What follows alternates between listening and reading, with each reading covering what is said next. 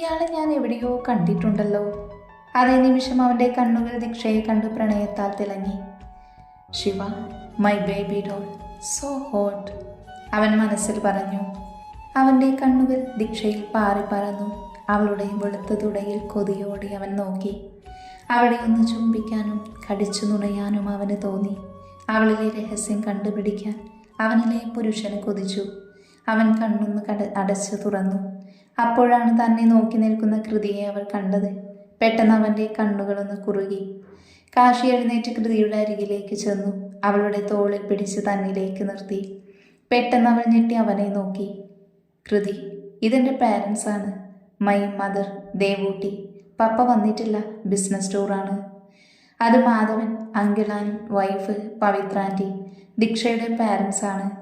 അത് Prakash uncle and wife Susheela aunty. പിന്നെ അത് അവരുടെ മക്കളാണ്, ശരത് ആൻഡ് ശരൺ. ദീക്ഷ വേഗം ശരത്തിൻ്റെയും ശരണിൻ്റെയും അടുത്ത് പോയി. അവരവളെ ചേർത്ത് പിടിച്ചു. കൃതി, ഇത് എൻ്റെ ഏട്ടനാണ്, ധ്രുവനാഥ്. കാശി ധ്രുവനെ ചേർത്ത് പിടിച്ചു പറഞ്ഞതും അവൻ തൻ്റെ കണ്ണിലിരുന്ന സ്പെക്സ് ഒന്നുകൂടെ മുഖത്തോട് ചേർത്ത് വെച്ചു. ധ്രുവ, അവൾ മനസ്സിൽ പറഞ്ഞു. അവളുടെ മനസ്സിൽ പലതും തെളിഞ്ഞു വരാൻ തുടങ്ങി.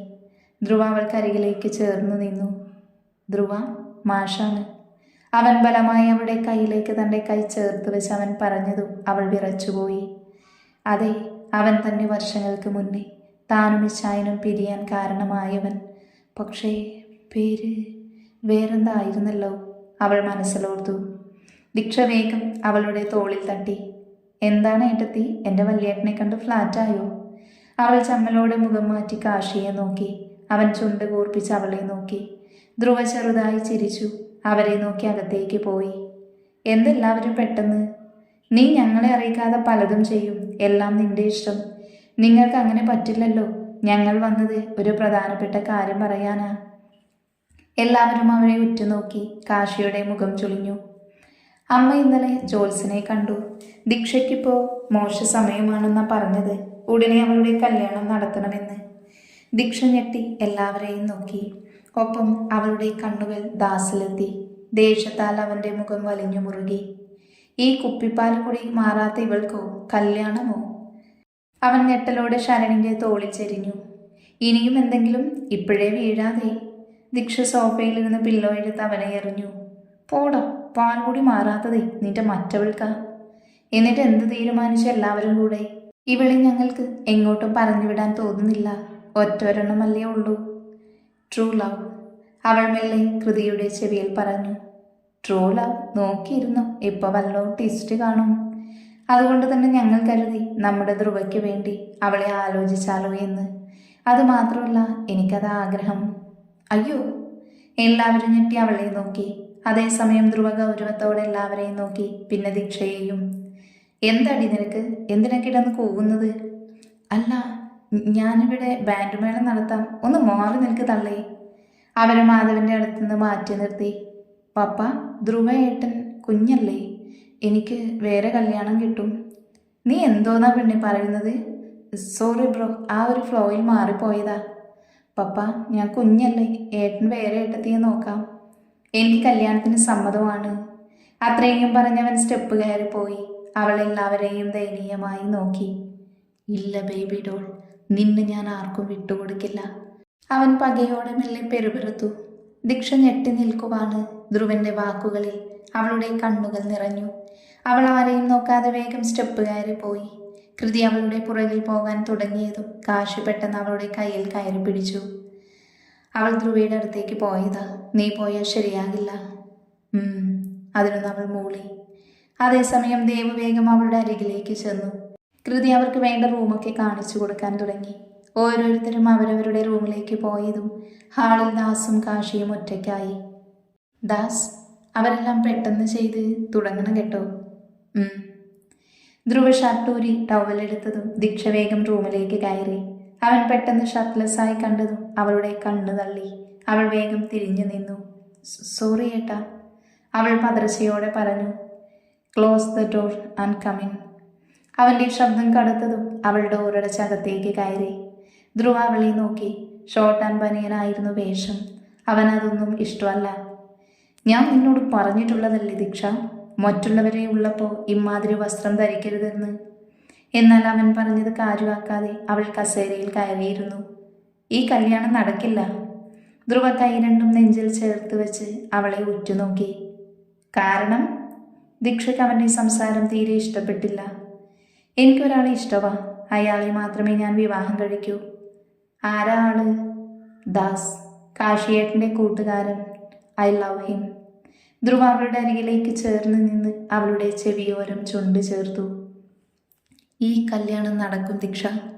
ആൻഡ് വൺ മോർ തിങ്, നീ തന്നെ അവന് വേണ്ട എന്ന് പറയും. എന്നെ മതിയെന്ന് പറയിപ്പിക്കും ഞാൻ. അങ്ങനെ ഉണ്ടായ ഈ ദീക്ഷ പിന്നെ ഭൂമിയിൽ കാണില്ല. അവൾ ഭാഷയോടെ പറഞ്ഞുകൊണ്ട് പുറത്തേക്ക് പോയി. ധ്രുവ പുഞ്ചിരിയോടെ ബാത്റൂമിലേക്കും. എല്ലാവരും വേഗം ഫ്രഷായി ഫുഡ് കഴിക്കാൻ ടേബിളിൽ വന്നിരുന്നു. ആ സമയം കൊണ്ട് ദീക്ഷയും റെഡിയായി വന്നിരുന്നു. കൃതി എല്ലാവർക്കും ഭക്ഷണം വിളമ്പി കാശിയുടെ അരികിലിരുന്ന്. കാശി, നീ ഒന്നും പറഞ്ഞില്ല. ഞങ്ങൾ ഇന്ന് വൈകിട്ട് തന്നെ പോകും. പോകാം. ദീക്ഷയെയും പിന്നെ കൃതിമോളെയും നീയും വരണം. അവൻ തല ഉയർത്തി അവരെ നോക്കി. എല്ലാവരും തൻ്റെ ഉത്തരത്തിനായി കാത്തു നിൽക്കുവാണ്. ഞാൻ വരാം, പക്ഷേ 2 ദിവസം എനിക്ക് കുറച്ച് പെൻഡിങ് വർക്കുണ്ട്. അത് കഴിഞ്ഞിട്ട് വരാം. ദാസ്, നീ ഇവരുടെ കൂടെ പോയിക്കോ. ദാസ് അവനെ നോക്കി തലയാട്ടി. എന്നാൽ ഞങ്ങൾ ആഹാരം കഴിച്ചിട്ട് ഇറങ്ങാം. ഒരുപാട് യാത്രയുണ്ട്. അത് ശരിയാ ചേച്ചി. പിള്ളേര് കഴിച്ചിട്ട് എല്ലാം എടുത്തു വെക്കാൻ നോക്ക്. കൃതി കാശിയെ നോക്കി. അവൾക്ക് അവനില്ലാതെ ഒറ്റയ്ക്ക് പോകാൻ തോന്നിയില്ല. അതുപോലെ ധ്രുവയെ കണ്ടപ്പോൾ തോന്നിയ സംശയവും പറയാൻ തോന്നി. എല്ലാവരും പെട്ടെന്ന് ആഹാരം കഴിച്ച് പാക്ക് ചെയ്യാൻ തുടങ്ങി. കൃതി തൻ്റെ ഷെൽഫിൽ നിന്ന് കുറച്ച് ഡ്രസ്സ് എടുത്ത് ബാഗിൽ വെച്ചു. അതേസമയം കാശി അവിടേക്ക് കയറി വന്നത്. അവനെ കണ്ട് അവളുടെ കണ്ണുകൾ തിളങ്ങി. അവൻ തൻ്റെ കയ്യിലിരുന്ന ബോക്സ് അവളെ ഏൽപ്പിച്ചു. കൃതി അവനെ ഒന്ന് നോക്കി അത് പൊട്ടിച്ചു. എനിക്ക്? കയ്യിലിരിക്കുന്ന സ്മാർട്ട് ഫോൺ കണ്ട് സംശയത്തോടെ അവൾ അവനെ നോക്കി ചോദിച്ചു. എന്തുണ്ടെങ്കിലും എന്നെ വിളിക്കണം. നമ്പർ സേവ് ആണ്. പിന്നെ ദീക്ഷയെ നോക്കണം. പരിചയമില്ലാതെ ആരെ കണ്ടാലും എന്നോട് പറയണം. കേട്ടല്ലോ? അവൾ സംശയത്തോടെ അവനെ നോക്കി. കാശി പെട്ടെന്ന് അവളെ കെട്ടിപ്പിടിച്ച് നെഞ്ചോട് ചേർത്ത് വെച്ചു. നിന്റെ കാര്യത്തിൽ എനിക്ക് പേടിയില്ല കൃതി. Because you are my girl. നീ അത്യാവശ്യം ബോൾഡാണ്. പക്ഷേ ദീക്ഷ അവൾ അങ്ങനെയല്ല. എന്താ കാശിയേട്ട, എന്നോട് എന്തെങ്കിലും പറയാനുണ്ടോ? പക്ഷേ ഇപ്പോഴല്ല, എല്ലാം പറയാം. പിന്നെ ഒരാളെ എപ്പോഴും സൂക്ഷിക്കണം. അയാൾക്കൊപ്പം തനിച്ചെങ്ങും പോകരുത്. ദീക്ഷയും അയാൾക്കരികിലേക്ക് പോകരുത്. ആരാണേട്ടാ അയാൾ? ദാസ് എല്ലാവരുടെയും കയ്യിൽ നിന്ന് പെട്ടുവാങ്ങി കാറിൽ വെച്ചു. ദാസായിരുന്നു വണ്ടി ഓടിക്കുന്നത്. കോ ഡ്രൈവിംഗ് സീറ്റിൽ ദീക്ഷ പോയിരുന്നു. കൃതി ചുറ്റും കാശിക്ക് വേണ്ടി നോക്കി. എന്നാൽ അവൾക്ക് കാണാൻ സാധിച്ചില്ല. പെട്ടെന്ന് അവൾ തല ഉയർത്തി ബാൽക്കണിയിലേക്ക് നോക്കി. അവർ പോകുന്നത് നോക്കി നിൽക്കുമായിരുന്നു കാശി. പോകാം മോളെ? കൃതിയുടെ കയ്യിൽ പിടിച്ചവർ ചോദിച്ചതും അവൾ തലയാട്ടി സമ്മതിച്ചുകൊണ്ട് കാറിൽ കയറിയിരുന്നു. അവരുടെ വണ്ടികൾ വീട് കടന്നതും കാശിയുടെ കണ്ണുകൾ ചുരുങ്ങി. അവൻ തൻ്റെ അടുത്ത് നിൽക്കുന്നവനെ തലചരിച്ചൊന്ന് നോക്കി. എന്താ നിന്റെ ഉദ്ദേശം? അവളെ വിട്ടുകൊടുക്കാനാണോ? അങ്ങനെ വിട്ടുകൊടുക്കാനല്ല ഞാൻ അവളെ സ്നേഹിച്ചത്. മരണം വരെ ശിവദീക്ഷ അവൾക്ക് ധ്രുവനാഥിൻ്റെ പെണ്ണായിരിക്കും. വണ്ടിയിലിരിക്കുമ്പോൾ കൃതിയുടെ മനസ്സ് നിറയെ കാശി പറഞ്ഞ കാര്യങ്ങളായിരുന്നു. അവനെ സൂക്ഷിക്കണം. ഒരു കാരണവശാലും ദീക്ഷ അവനോടൊപ്പം അടുക്കരുത്. അവൻ്റെ വാക്കുകൾ അവളെ സംശയം കൊണ്ട് മൂടി.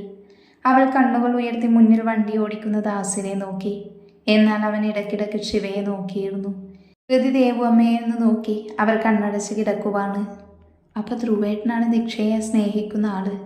അപ്പോൾ അന്ന് ഞാൻ കണ്ടതോ? അപ്പോൾ ദാസുകാരനാണോ ഞാനും കാശിയേട്ടനും പിരിഞ്ഞത്? എൻ്റെ കർത്താവേ, എനിക്കൊന്നും മനസ്സിലാകുന്നില്ല. അവൾ കണ്ണുകളടച്ച് കുറച്ചു നേരം കിടന്നു. അതേസമയം ദാസിൻ്റെ കണ്ണുകൾ ദീക്ഷയിലായിരുന്നു.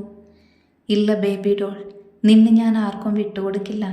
അവനിൽ നിന്ന് നിന്നെ ഞാൻ അകറ്റി എൻ്റെ ആക്കിക്കൊണ്ട് വന്നെങ്കിൽ നിന്നെ എൻ്റെ ആക്കിയിരിക്കും ഞാൻ. അവൻ്റെ കണ്ണുകൾ വന്യമായി തിളങ്ങി. ഒപ്പം പിന്നിലിരിക്കുന്ന കൃതിയെ നോക്കി അവൻ പുച്ഛിച്ചു. നിന്റെ മരണം അടുത്തു കൃതി. നീ എന്നിലേക്ക് പെട്ടെന്നെത്തും. കാരണം നീ സത്യങ്ങളുടെ അടുത്താണ്. സമ്മതിക്കില്ല ഞാൻ. കൊല്ലും നിന്നെ. എൻ്റെ ശിവയെ എന്നിൽ നിന്ന് അകറ്റിയ അവൻ മനസ്സിൽ പറഞ്ഞു. അവൻ വണ്ടി അല്പം സ്പീഡ് കൂട്ടി വേഗത്തിൽ ഓടിച്ചു. അപ്പോൾ അവൻ്റെ മനസ്സ് നിറയെ ശിവയെ നേടിയെടുക്കണമെന്ന് മാത്രമായിരുന്നു. My baby doll. തൻ്റെ കയ്യിൽ കിടന്ന ഇടിവള കയറ്റിയിട്ട് കാശിയെ നോക്കി. നീ എന്തിനാ അവനെ ഇവിടെ നിർത്തിയേക്കുന്നത്? അന്നെ കൊന്നു കളയാമായിരുന്നു നിന്റെ കൊച്ചിനെ നിന്നിൽ നിന്ന് അകറ്റിയപ്പോൾ. വിചാരിച്ചതാ.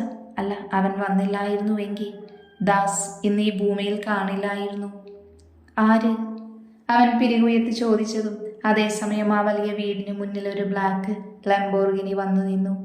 അതിൽ നിന്നിറങ്ങുന്നവനെ സംശയത്തോടെ ധ്രുവ നോക്കി. ആരാ കാശി അത്? അവൻ ഗാഡ്സിന്റെ അനുവാദം വാങ്ങി വേഗം അകത്തേക്ക് കയറി. പെട്ടെന്ന് തന്റെ പിന്നിൽ അവന്റെ സാമീപ്യം മനസ്സിലായതും കാശി അവനെ നോക്കി പുഞ്ചിരിച്ചു. Welcome back Jerry. കാശി വേഗം തന്നെ അവനെ കെട്ടിപ്പിടിച്ചു. ഒപ്പമല്ലേ അവന്റെ പുറത്ത് തട്ടി. ധ്രുവ, ഇത് ജെറി. എനിക്ക് പ്രകൃതിയെ കിട്ടാൻ കാരണം ഇവനാണ്. പിന്നെ ഇവൻ വേണ്ടത് അവനാണ്, ദാസ്.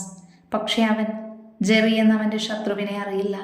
എൻ്റെ പെണ്ണിൻ്റെ പ്രണയം ജെറിയാണെന്ന് മാത്രമേ അറിയൂ. കാശി പറഞ്ഞതും ജെറി ഒന്ന് പുഞ്ചിരിച്ചു. അപ്പോൾ ഇനി എന്താ പരിപാടി? നിങ്ങൾ കഴിച്ചോ? ഞാൻ കളി കാണാം. പക്ഷേ കളിയുടെ അവസാനം എനിക്ക് തീരുമാനിക്കണം. അവൻ്റെ കാര്യം തീരുമാനിക്കുന്നതിന് മുന്നേ എല്ലാവരും സത്യം അറിയണം. പ്രത്യേകിച്ച് ദീക്ഷ, പിന്നെ കൃതി. അവർ മൂവരും വ്യക്തമായ തീരുമാനങ്ങൾ എടുക്കാൻ തുടങ്ങി. അവരുടെ മനസ്സിൽ ശത്രുവിനെ തീർക്കണമെന്ന ഒറ്റ ലക്ഷ്യം മാത്രമേ ഉണ്ടായിരുന്നുള്ളൂ. ആ സമയം അവർ കുറച്ചു നേരം കൂടെ സംസാരിച്ചിരുന്നു. പെട്ടെന്ന് ധ്രുവയ്ക്കൊരു കോള് വന്നതും അവൻ അവരെ ഒന്ന് നോക്കി. അവർ രണ്ടുപേരും മറ്റു കാര്യങ്ങൾ ചർച്ച ചെയ്യുമായിരുന്നു. ഫോൺ സൈലന്റ് ആയതിനാൽ അവർ ശബ്ദം കേട്ടില്ല. കാശി, ഞാനൊന്ന് പുറത്തു പോകുക. ഒരു സുഹൃത്തിനെ കാണണം. നിനക്കിവിടെ സുഹൃത്തുക്കളുണ്ടോ? ഉണ്ട്. അവൻ പെട്ടെന്ന് തന്നെ പോയി. അവൻ്റെ വണ്ടി ഗേറ്റ് കടന്നു പോയതും അതുവരെ കാശിയോട് സംസാരിച്ച ജെറി സംശയത്തോടെ നെറ്റി ചുളിച്ചു നോക്കി. ദാസ്, എന്താ ഇവിടെ സംഭവിക്കുന്നത്? നീ എന്താ കാശി ഇവിടെ സംസാരിച്ചതൊക്കെ? എൻ്റെ ശത്രു അവനാണ്, ഡി. അവനെയാണ് എനിക്ക് വേണ്ടത്. നിങ്ങൾ തമ്മിൽ എന്താ ബന്ധം? ഇതിനിടയിൽ ദാസിനെ എന്തിനാ കൊണ്ടുവന്നത്? ജെറി ഓരോന്നും സംസാരിച്ചുകൊണ്ടിരുന്നു. ഉണ്ട്, ഒരുപാട് പറയാനുണ്ട്. അതിനു മുന്നേ നീ കൃതിയെ പറ്റി അറിയണം. അല്ല, കൃതിയല്ല, ജെന്നി വർഗീസ്, എൻ്റെ പെണ്ണ്. ശിവദീക്ഷ, എൻ്റെ അനിയത്തി. പിന്നെ ദാസ്, അവൻ ആരായെന്നും അറിയണം. പിന്നെ ഞങ്ങൾക്കിടയിൽ ഇത്രയും പ്രശ്നം ഉണ്ടാക്കിയ ആ വ്യക്തി ഡി. നിനക്കൊരാളെ അറിയാം, നിന്റെ ശത്രു. ജെറി അവനെ ചെവി കൂർപ്പിച്ച് കേട്ടു. അവൻ പറയാനുള്ളത് എന്തായെന്നറിയാൻ അവന് തോന്നി. ധ്രുവ കാറിൽ നിന്നിറങ്ങി ചുറ്റും നോക്കി. ആരുമില്ലാതൊരു വിജനമായ സ്ഥലമായിരുന്നു അത്. അവൻ കുറച്ച് മുന്നോട്ട് നടന്നു. അവിടെ നിന്ന് നോക്കിയ അത്യാവശ്യം വലിയൊരു എസ്റ്റേറ്റ് കാണാം. അവൻ ആരുമില്ല എന്ന് ഉറപ്പുവരുത്തി അതിനുള്ളിലേക്ക് കയറി. അവൻ അവസാന പുഷപ്പ് ചെയ്ത് എഴുന്നേറ്റു. അവൻ്റെ ശരീരം വിയർപ്പ് കൊണ്ടൊഴുകി. നെഞ്ചിൽ മുറിവിൻ്റെ പാടുകൾ ഉണ്ടായിരുന്നു. ഡെന്നി. ധ്രുവന്റെ ശബ്ദം കേട്ട് അവൻ്റെ കണ്ണുകൾ കുറുകി. അവൻ അടുത്തിരുന്ന ടവലെടുത്ത് മുഖവും ദേഹവും തുടച്ചുകൊണ്ട് റൂമിൽ നിന്ന് പുറത്തേക്കിറങ്ങി. തൻ്റെ അടുത്തേക്ക് വരുന്നവനെ കണ്ട് അവൻ്റെ കണ്ണുകൾ തിളങ്ങി. ധ്രുവ വേഗം തന്നെ അവനെ കെട്ടിപ്പിടിച്ച് സന്തോഷം അറിയിച്ചു. നീ എന്നാ വന്നത്? ഇന്ന്. എന്ത് വിശേഷം? ശിവ, അവളെ ഞാൻ സ്വന്തമാക്കാൻ പോകുക, എൻ്റെ പെണ്ണ്. ഡെന്നിയുടെ കണ്ണുകൾ തിളങ്ങി. അവൻ ടേബിളിൽ ഇരുന്നൊരു ബൗൾ കയ്യിലെടുത്തു. അതിൽ ഓട്സ് ആയിരുന്നു. അവൻ അതുമായി ആദ്യം കണ്ട റൂമിൽ കയറി. അവൻ്റെ പിറകിൽ തന്നെ ധ്രുവയും. ബെഡിൽ തളർന്നു കിടക്കുന്ന പെണ്ണ് ധ്രുവൻ്റെ കണ്ണു ചെന്നു. ഡെന്നി ഓരോ സ്പൂണും അവളുടെ വായിൽ വെച്ചു കൊടുത്തു. അവൾ ജീവനുണ്ട് എന്നറിയാൻ ആ കണ്ണുകൾ മെല്ലെ ചലിക്കും. അവൻ ബൗൾ ധ്രുവന്റെ കയ്യിൽ കൊടുത്ത് അവളുടെ അരികിലിരുന്നു. ആ കൈ തൻ്റെ കയ്യിൽ ചേർത്ത് പിടിച്ചു. സോ, എൻ്റെ പ്രതികാരം തുടങ്ങാൻ പോകുക നിന്റെ മറ്റവനോട്, പ്രകൃതി നിത്യ ആന്റണി. അവളുടെ ഇരു കണ്ണുകൾ കൂടെ കണ്ണുനീരൊഴുകി. എന്നാൽ അവൻ പുച്ഛത്തോടെ അവളുടെ കണ്ണുകൾ തുടച്ചു കൊടുത്ത് പുറത്തേക്ക് പോയി. അവൻ്റെ പിന്നാലെ ധ്രുവയും. 4 വർഷങ്ങൾക്ക് മുൻപ്. ഹായ്, എൻ്റെ പേര് ശിവദീക്ഷ. തൻ്റെയോ? ക്ലാസ്സിൽ കയറുന്ന രണ്ടാമത്തെ ബെഞ്ചിൽ ബാഗ് വെച്ചടുത്തിരുന്ന് ഫോൺ നോക്കുന്നവളോട് ശിവ തിരക്കി. അവൾ തൻ്റെ കരിമഷി എഴുതിയ കണ്ണുകൾ വിടർത്തി നോക്കി. പ്രകൃതി നിത്യ ആന്റണി. പുഞ്ചിരിയോടെ വലത്തെ കൈ ദീക്ഷയ്ക്ക് നേരെ നീട്ടി അവൾ പുഞ്ചിരിയോടെ പറഞ്ഞു. പറയുമ്പോൾ അവളുടെ നുണക്കുഴി വിടർന്നതുപോലെ ദീക്ഷയ്ക്ക് തോന്നി. നല്ല ഇടിവിട്ട് പേരാണല്ലോ. പിന്നെ അപ്പം പാലക്കാട് അച്ചായൻ, അമ്മ തിരുവനന്തപുരം. ഇന്റർകാസ്റ്റ് മാരേജാണ്. പ്രേമം തലക്ക് പിടിച്ചതാണ്. ഓഹോ, ഒറിബിൾ. താൻ കർണാടകയിൽ ആദ്യമായിട്ടാണോ? അല്ല, താനിവിടെ നിൽക്കുന്നത്? ഞാനിന്ന് വന്നതേ ഉള്ളൂ. ബാഗൊക്കെ ഓഫീസ് റൂമിലുണ്ട്. കുറച്ച് ചേട്ടന്മാരുണ്ട് എനിക്ക്. അവർ ഈവനിങ് ഹോസ്റ്റൽ സെറ്റാക്കാമെന്നാ പറഞ്ഞത്. ഇനിയിപ്പോൾ അത് വേണ്ട, നീ നിൽക്കുന്ന ഹോസ്റ്റൽ മതിയല്ലോ അല്ലേ നൻവി?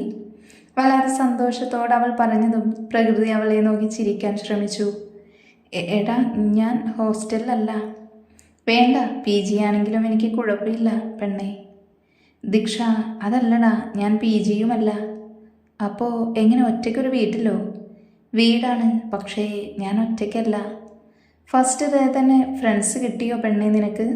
You are so fast. ഈ പെണ്ണ്, എടി ഞാൻ എൻ്റെ ഹസ്ബൻഡിൻ്റെ കൂടെയാണ്. ഹസ്ബൻഡോ? പ്രകൃതി ഒന്ന് ചിരിച്ചു.